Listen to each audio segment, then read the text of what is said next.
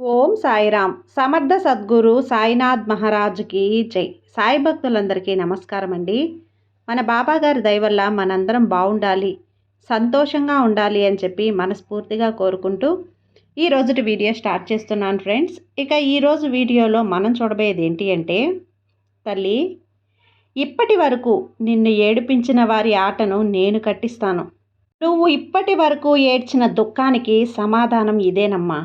తప్పకుండా ఈ సాయి మాటను పూర్తిగా విను అని చెప్పి బాబాగారు అయితే మనకు ఒక మంచి సందేశాన్ని తీసుకొచ్చేసారండి. ఆ సందేశం ఏంటి, ఆ సందేశం రూపంలో బాబాగారు మనతో ఏం చెప్పడానికి వచ్చారో బాబాగారి మాటల్లోనే విందాం. తల్లి, నిన్ను ఏడిపించిన దుఃఖానికి సమాధానం ఇదే. అది నీ శక్తి పరీక్ష మాత్రమే అవుతుంది. నీ ఆత్మ బలంగా తయారవబోతుంది. ఇప్పుడు నువ్వు తిరిగి వెలుగులోకి తప్పకుండా వస్తున్నావమ్మా. నిన్ను ఏడిపించిన వారి ఆట నేను తప్పకుండా కట్టిస్తాను. ఎప్పుడూ బాబా ఇలానే చెప్తూ ఉంటారు, నాలో సహనం ముగిసిపోయిన తర్వాతనా, నేను ఇంకా దుఃఖించి చనిపోయే వరకునా, చచ్చేంత వరకా నన్ను బాధపెట్టిన వారి జీవితాన్ని మీరు ఎప్పుడు కూడా సంతోషంగా ఉంచుతున్నారు, కానీ వారి నుండి నేను బాధపడినటువంటి నా మనసుని ఇంకా గాయపరుస్తున్నారు, దుఃఖానికి లోను చేసేలాగా చేస్తున్నారు. కానీ ఇప్పటి నుంచి విను తల్లి, నిన్ను ఏడిపించిన వారి ఆట నేను కట్టిస్తాను. ఎప్పుడూ కూడా నువ్వు ఎందుకు అలా ఏడుస్తూ ఉంటావు చెప్పు?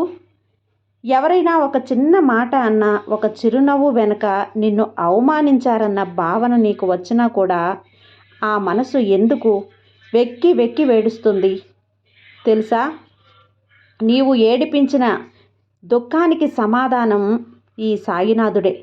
నీ తోడు ఎవరూ లేరు అనిపించినప్పుడల్లా నీ పక్కనే కూర్చొని మౌనంగా నీ చెయ్యి పట్టుకొని నిన్ను ఓదార్చే ఒక దేవుడున్నాడు.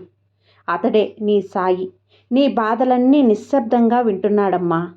నువ్వు బాధలు పడుతున్నప్పుడు బయటకు ఎవ్వరూ వినిపించనంత నిశ్శబ్దంగా వింటున్నాడు. కానీ తాను మాత్రం ఒక చిన్న గుండె తడిగా మారిపోతున్నాడు.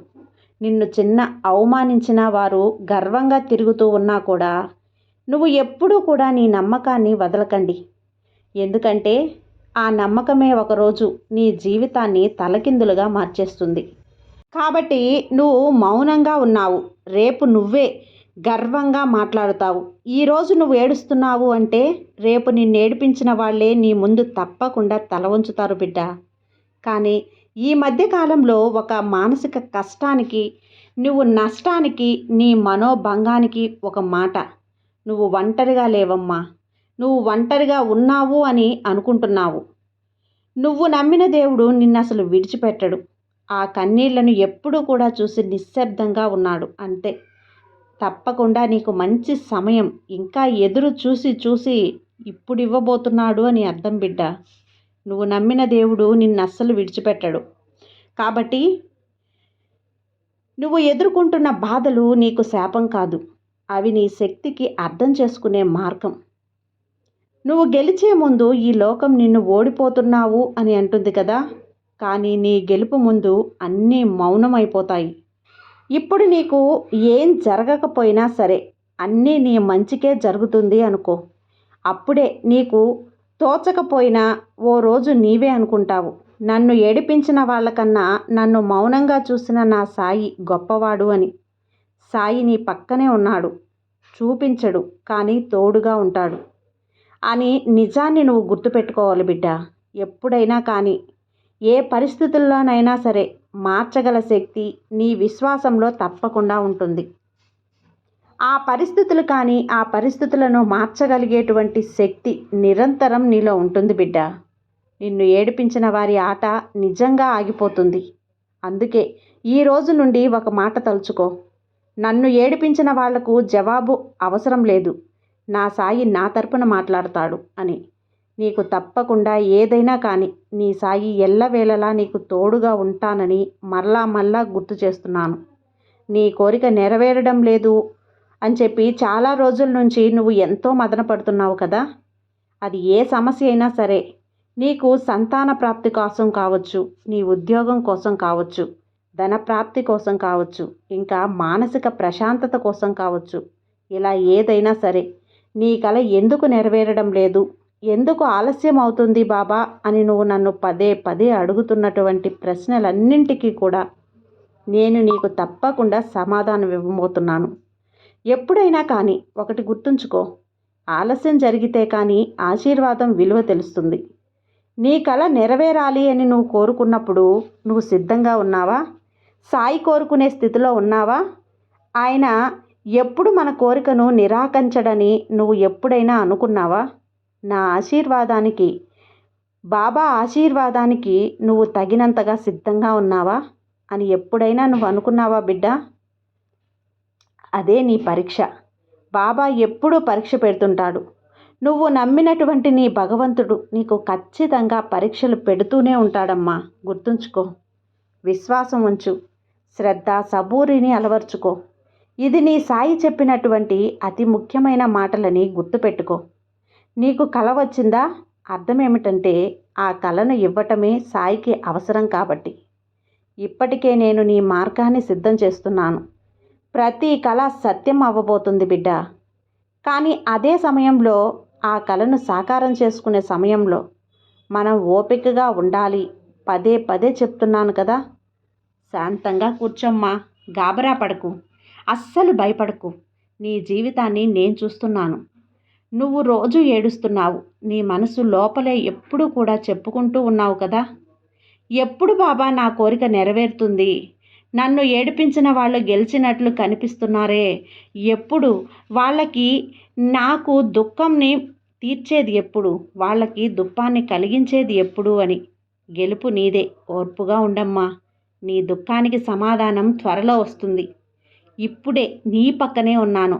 ఒంటరిగా ఉన్నానని ఎప్పుడూ కూడా అనుభూతి చెందకు. అది తప్పవుతుంది బిడ్డ. నీ కోరికలు చిన్నవే అవ్వచ్చు.